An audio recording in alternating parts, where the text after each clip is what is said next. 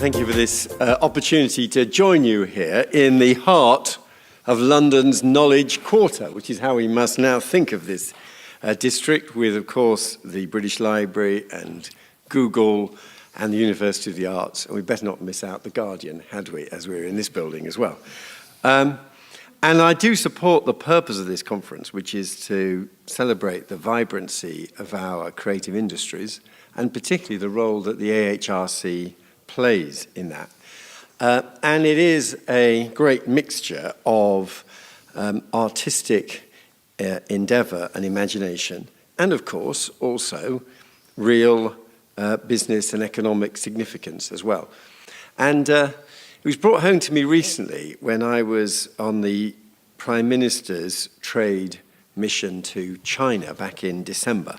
And we were in Beijing, we were in Shanghai.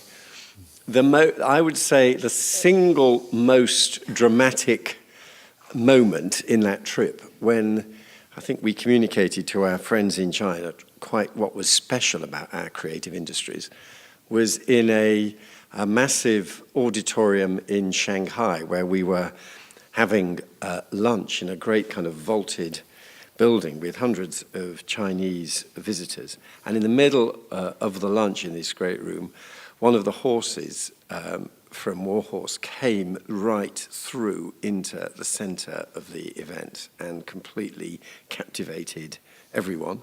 The Prime Minister then went backstage to try to talk to the actors. They were unfortunately remaining in character, so it was difficult. But it was a really sort of spellbinding moment, and I think it conveyed something about the excitement of what we do here in Britain.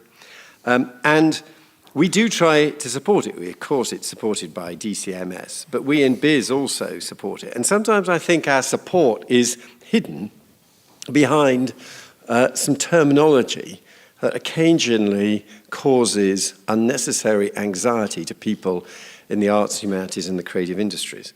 Because we talk about protecting the science ring fence and our commitment to the science base. And we have protected that budget with £4.6 billion a year with cash protected year after year. But let me be absolutely clear that within that term science and the science base, we're including all the different disciplines and forms of inquiry and expression that help us not just understand our universe and our planet, but also ourselves. And it certainly includes the social sciences and the arts and humanities. And indeed, within the balance of the different funding streams going to the different research councils, all within that cash-protected science ring fence, we've absolutely maintained the balance and have been able to offer cash protection to the AHRC's budget, just like to all the other research council budgets. So we are committed to maintaining support for the arts and humanities alongside all the other forms in which research takes place. And that's not just because we're very good at it, but also because for a medium-sized economy, we have this extraordinary opportunity of being excellent in so many different disciplines. And so many of the world's problems are not going to be solved by looking at them through one prism and the eyes of one discipline, that it's absolutely essential that alongside supporting the physics and the chemistry and the social science, we also support the arts and humanities, and that's what we're doing. And of course, we then enjoyed the benefits in different ways. One of the most vivid examples of what the AHRC gets up to was the act of killing. And it's sadly, I don't think it got any of the Oscars, but it did get at least one BAFTA award, didn't it? And that, I think, was initially funded by the AHRC, which shows how enterprising it is. Now, there are a range of other ways in which the government supports the creative industries, but it's particularly the AHRC that I wanted to focus on today, because we back the initiatives such as the knowledge exchange hubs for the creative economy. The hubs, £16 million going to the 4 hubs based in Bristol, Dundee, Lancaster, and of course London. There's also the CREATE programme, strictly speaking the Centre for Copyright and New Business Models, funded, led by the AHRC, but with other research councils involved as well, and based at Glasgow University with £5 million of funding. And then the AHRC also funded the fascinating Brighton Fuse project, which is what I wanted particularly to refer to, because that, I think, had a very important lesson for us. This was a 2-year study led by academics at Brighton and Sussex universities, looking at the extraordinary, lively cultural and business scene in Brighton that many of you will be familiar with. And they identified a type of business that they call the super fused business in the creative industries. And this is a business that brings together technology and business experience and acumen, and of course, creative and artistic activity creating content.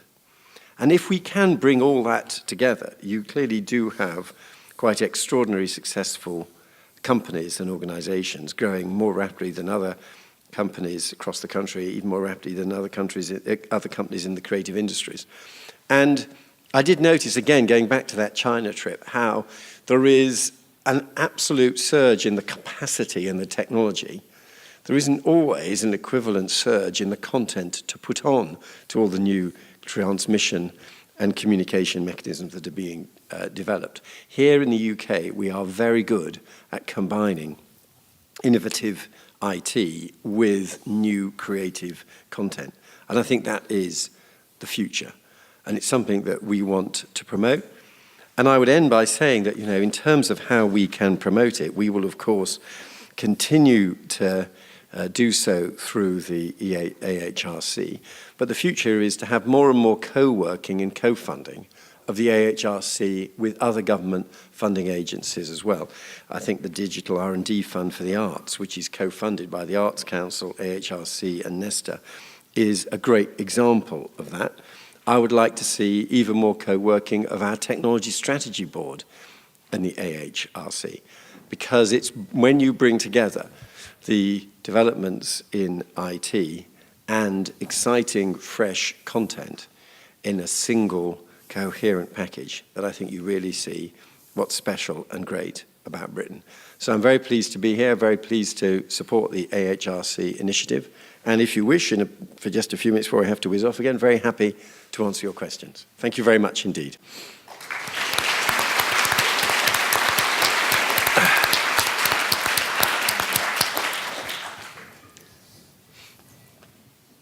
Oh yes, someone waving at the back. I presume that means it's a question. Waving, not drowning. David, my name's Frank Boyd. I work with one of the KTNs funded by the Technology Strategy Board, the Creative Industries KTN. And one of the points we've been trying to make to the Technology Strategy Board is that particularly in the creative industries, innovation and development is not just a question of technology R&D. So having said you'd like to see a closer relationship between AHRC and the TSB, do you think it's feasible from a government point of view to persuade TSB that there are other forms of innovation in which it can invest as well as just pure technology R&D? Or do you think it's a question of looking for partnerships with other funding agencies? I think the best way is probably partnership with other bodies like the AHRC. But they are very aware of this. I mean, in defense of the TSB, the way they would put it, and forgive me, because they obviously spend a lot of their funding in areas like physical sciences. But the way they put it to me is that we understand that if you're developing a new material, you're normally developing a new material for a purpose, because Rolls-Royce is trying to develop a new turbine blade. You don't just sit around saying we'll invent a new material without having a kind of reason, which is a kind of analogy with technology and content. They fully understand that often people are often developing new forms of IT because they want to communicate different types of things, or there's content that they want to make more accessible. There is a close link between the IT and the content.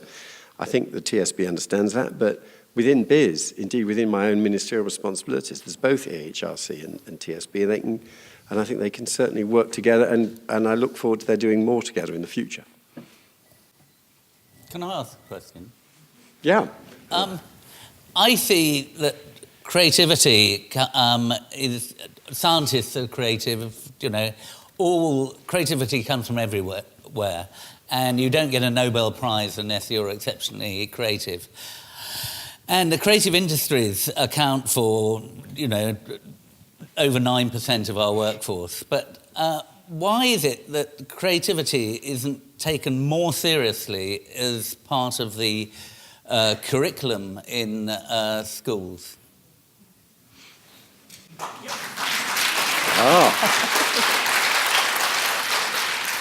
Well, it sounds like you've touched a nerve there. I mean, or you knew your audience. I hope that schools do value creativity. I mean, it is worthwhile knowing stuff, but there is more to life and more to education than just knowing stuff.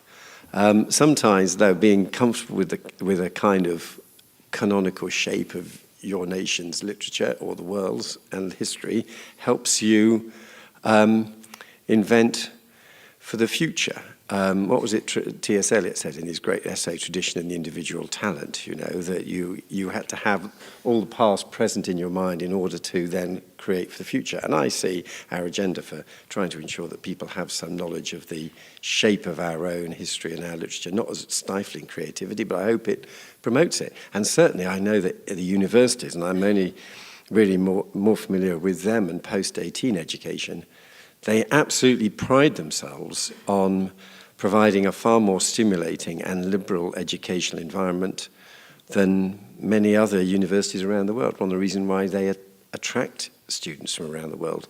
So yeah, I think creativity is a very important part of education, but you can't do it in a vacuum. You've got to have something, some knowledge or understanding to act as a foundation for that. Thank you very much. Phew. I think we may have time for one more Yeah. question. Can I ask a question then? The creative economy is made up of very many small SMEs, SMEs and micro businesses. And looking at the structures that support those businesses, things like the TSB tend to find SMEs a very difficult group of companies at scale to work with. How can we begin to foster a culture, both within our research and our relationships between HE and business, and the infrastructures that we build that actually supports that body of businesses? Well, I think that is a very fair challenge, and I will freely accept that one of the pressures we face, and I'm very conscious of, is that when you are trying to save on overhead costs, you can end up inadvertently promoting a kind of gigantism where the way to distribute £50 million is 10 grants of £5 million, not 50 grants of £1 million, or going even smaller than that. And I think that there are, and I'm very aware of and sometimes academics say this to me, that sometimes they're driven to put in bigger bids for research grants just because they couldn't the system couldn't cope with a tiny bid. They have various de minimis rules, I remember. And that's why I do try, we're both within the research councils and the TSB, to ensure that they keep on funding small schemes. And we do have things like the Smart Awards that are absolutely targeted on small startup businesses, funding on a modest scale. We're talking of tens of thousands of pounds, no more, for proof of concept, proof of market for companies setting up. Similarly, I'm very pleased that we were able to maintain our funding, not just for the AHRC, but for the academies. And the British Academy has been able to maintain its small grant awards so that you can apply for £7,500 to fly to Western Samoa to listen and track and catch a language before it finally disappears, and discovering it has an unusual grammatical structure that challenges some of the Chomsky model of an underlying shared language structure, which is a true example of what a really interesting intellectual advance from a £7,500 grant. So we will continue to try to fund small schemes, but your point is very well taken. There are endless pressures to up the minimum, reduce the number of grants for any given total budget, and we will try to resist it if we can. Good. Thank you very much indeed. Thanks.